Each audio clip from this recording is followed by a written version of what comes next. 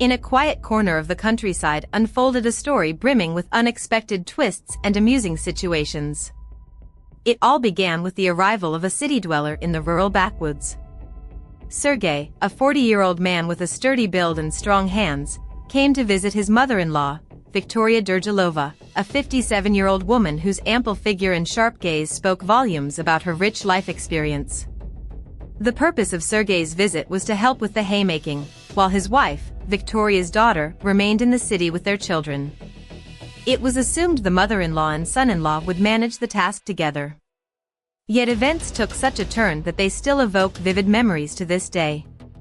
The first day showed no signs of anything unusual. Bright sunlight bathed the surrounding fields as Sergey and Viktoria diligently turned the hay, like two powerful tractors working in tandem. Sergey, accustomed to city life, kept stumbling in his fashionable sneakers. Viktoria couldn't help but laugh as she watched him fumble with the pitchfork, looking more like an office worker suddenly thrust into a boxing ring. "Sergey, you're not tossing hay, you're wrestling with paperwork," she teased. He merely smiled in response, flashing his brilliantly white teeth. "Go ahead and laugh, mother," he shot back, wiping sweat from his flushed face. "But I'll show you what I'm really made of." And indeed, he proved himself in a way that still seems hard to believe. By evening, dark clouds rolled in, threatening a downpour.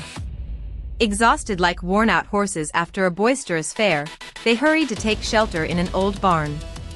Though the rickety structure creaked in the wind, it felt cozy, like a grandmother's antique chest. The soft, fragrant hay beckoned them to lie down and rest. No sooner had they stepped inside than the rain began to pour, drumming fiercely on the roof. Drenched to the bone, Viktoria Petrovna felt Sergey's intense gaze upon her. But she, a woman of strong character, had no intention of backing down. Instead, she decided to provoke her son-in-law. "Well, son-in-law? Do you have the strength to rescue your mother-in-law from this storm? Or are you only good for staring at hay?" she asked, casually thrusting out her chest and casting him a playful glance. At first, he was taken aback, but then a mischievous spark flared in his calm eyes. "I'll show you, Viktoria Petrovna, that I know how to do more than just toss hay," he replied, his voice suddenly low and velvety, like the growl of a bear emerging from its den. Before she could blink, he closed the distance between them in a flash. The hay beneath them compressed under their combined weight, and Viktoria Petrovna let out an involuntary gasp of surprise. "What are you doing, son-in-law? Have you lost your mind completely?" she whispered, feeling a wave of heat spread through her body, as if a stove had been lit inside her chest. One more moment, and that inner fire might ignite the hay around them. "You shouldn't tease a man, mother-in-law, unless you're ready to face the consequences," he murmured into her ear. A shiver ran down her spine, like a scurry of nimble mice. Outside the barn, the storm raged. Rain poured as if from buckets, yet wrapped in hay, they seemed lost in a world of their own. Viktoria Petrovna tried to feign indignation. "Sergey, what do you think you're doing? I could be your mother." He merely smirked. "Who says a mother-in-law stops being a woman? You, Viktoria Petrovna, could still outshine many. Any man would look twice." At that moment, she surrendered. Her rural blood surged, and a passion long dormant awoke like a volcano erupting. She dug her nails into his shoulders so hard they pierced his skin and responded with such force that he grunted in surprise. The hay beneath them rustled in harmony with the flames now burning between them. Laughter escaped them as if they were two young rebels who'd slipped away from watchful elders. His sweat-damp shirt lay peacefully in the far corner, while his warm, strong hands caressed her skin gently, like finely sanded wood he might have polished in his city workshop.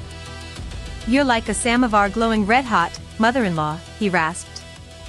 She only offered a mysterious smile.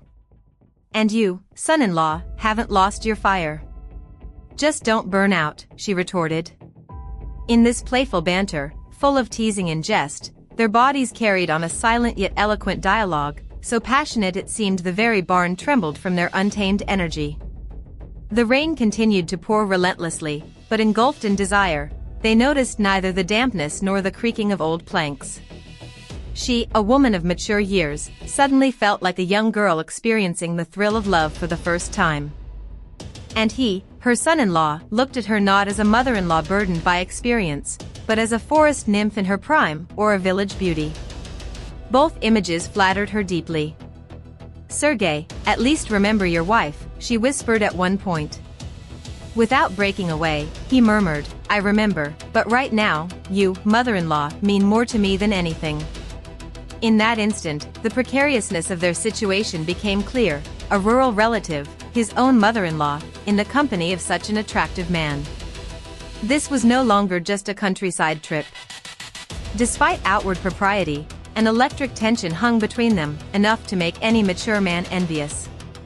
Their work with the hay was accompanied by her bright laughter and his good-natured, playful grumbling, creating an atmosphere of light irony. Overcoming fatigue, they lingered, listening to the fading rain tapping softly on the roof. Straightening her tousled hair, she smiled and asked if his persistence had proven anything. He winked slyly and countered by asking if she'd passed his test.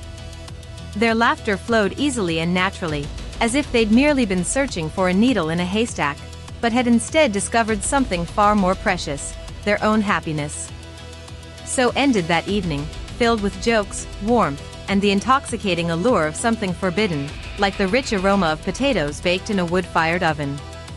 They returned to the house, careful not to betray what had happened, but she knew with certainty that this haymaking season would remain etched in her memory forever.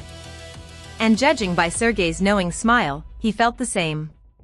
What lay ahead remained shrouded in mystery. Country life, as everyone knows, is full of surprises, especially when a son-in-law and mother-in-law find themselves alone in the dim light of an old barn. In that space, thick with almost tangible darkness, a spicy scene unfolded, adding zest to their little adventure. The rich scent of hay, earthy yet sweet, mingled with their quickened breath, creating an atmosphere both intimate and unforgettable. Viktoria Durjalova, a woman seasoned by life and brimming with mature boldness, decided to act decisively, unwilling to let such an opportune moment slip away. She needed to be sure of her choice and avoid future regrets.